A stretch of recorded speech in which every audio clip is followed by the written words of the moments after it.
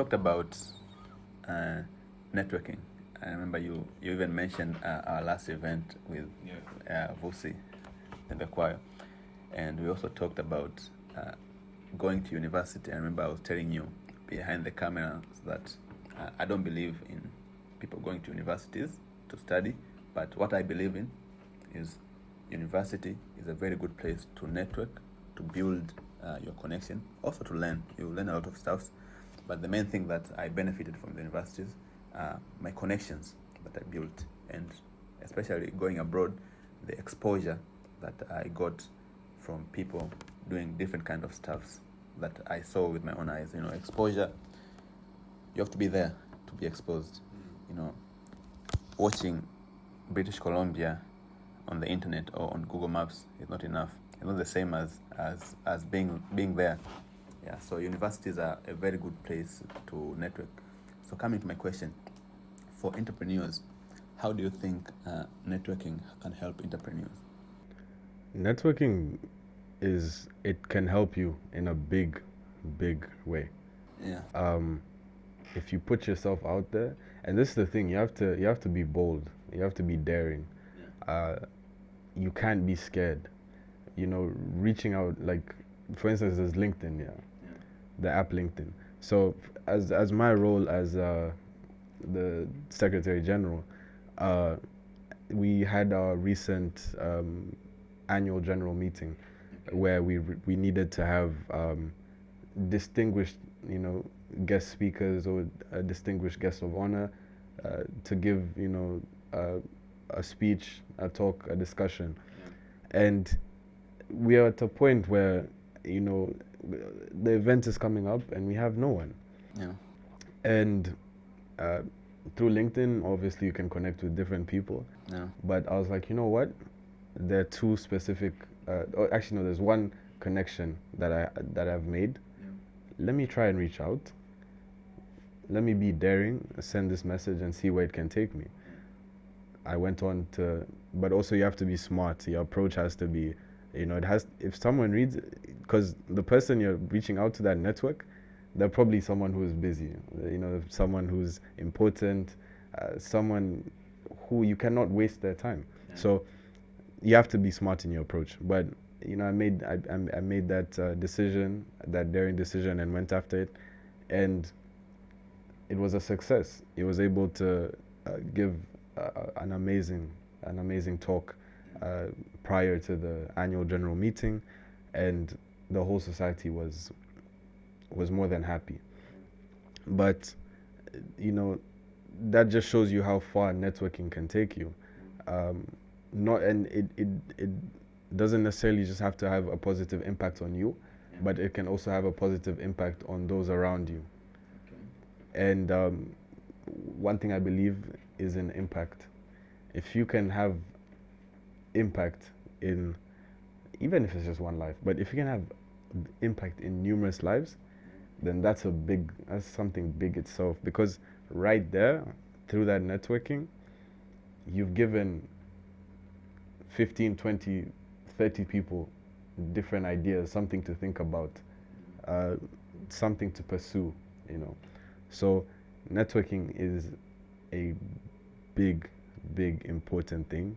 I don't know, nowadays there's this trend like, oh, networking is just opportunistic, it's not that important, whatever. But to be honest, as you said, in uni, it's that time to network. Yeah. I mean, that will take you the step higher. Yeah. I always keep my networks from university, from school.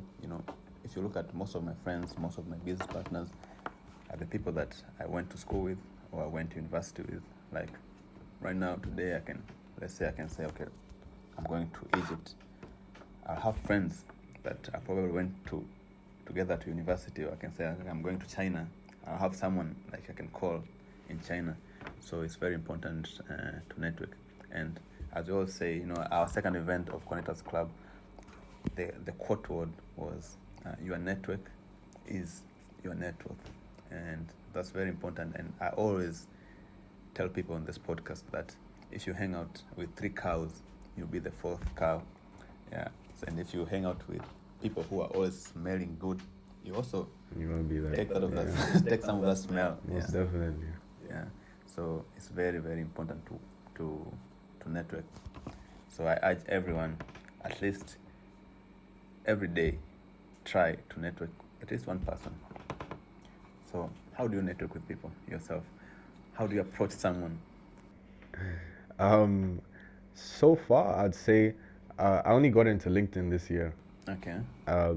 And you're still young. I don't expect you to get into LinkedIn 5 years ago. Yeah. Because I remember, I'd ask my mom, I'd say, Mom, this is maybe when I was like, maybe 18 or 17. Should I start a LinkedIn account, whatever? I was like, no, just wait first. You're not into that professionalism. Wait. And then, finally one day, I was like, let me just start. This was when I was 19, and instantly after I started, it was like, wow, like I discovered something new.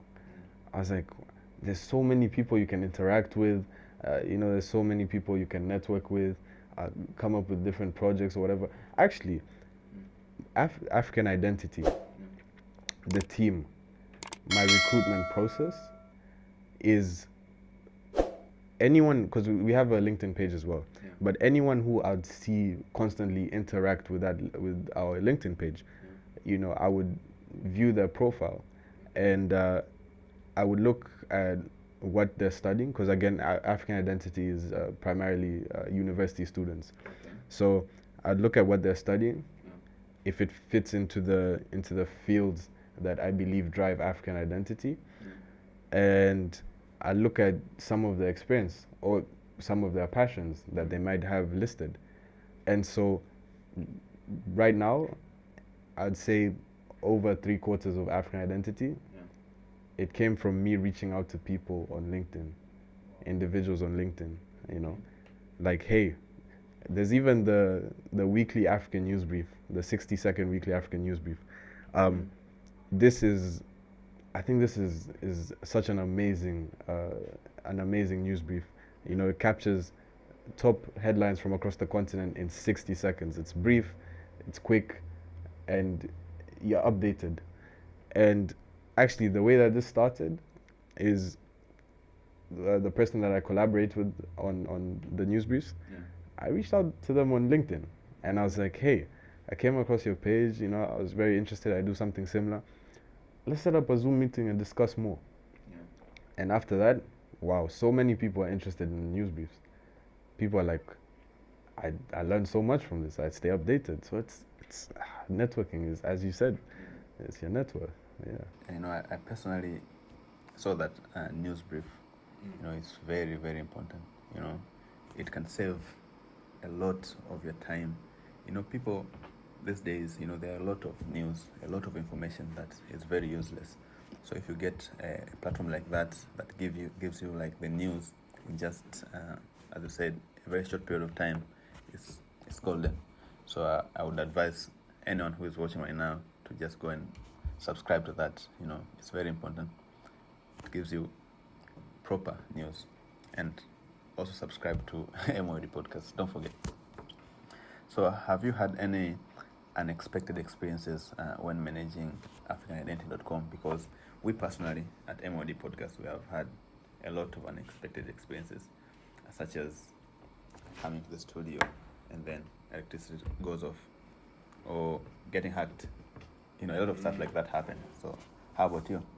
Yeah, definitely had a couple unexpected scenarios. I'd say there was probably just one major one. But when it comes to the kind of work that we're doing, that for us to thrive, again, it requires that collaboration, that everyone on each part is everyone's playing their part, their role to fulfill our purpose. So if two people are slacking, then that compromises our purpose. We're not able to move forward. So we did come across a period of time where that happened, and it actually resulted in African identity shifting its whole, okay, not its whole thing, but taking a different direction. You know, a different direction. This came to, you know, enlarging the team, venturing into new, different series, different kind of interactive content, informative posts, and more. So one thing I would mention is that whenever there's some sort of hurdle or challenge or obstacle, it allows for growth. It allows for progress. Yeah. So if you're not pursuing politics or entrepreneurship, what else would you be doing? Farming. Oh, but would that drop into the entrepreneurship category? I don't know. I think I like farming. You know, the food is important, and Tanzania, we are blessed with agricultural land. I think, if I'm not wrong, because I've done some research and everything, but I came across some statistic that I think 45% of Tanzanian land is you can farm with it. Yeah, so it's pretty nice. Yeah, farming I think is important. Obviously, it shouldn't account for most of the economy and everything, because industry and everything allows for, you know, economic growth and development. But farming is still a key part. We need food, fresh food, you know. I think that's the first thing people think about, food. Yeah, it's life. Yeah, and there's a very famous Swahili saying that kama mnataka mali mtaipata shambani. So you have to know that farming is very, very important. You know, you are a Gen Z. I am a millennial. So on the other day we were talking to a guest, and she said that for her she is a baby boomer. So it's I think it's the generation from the 80s probably.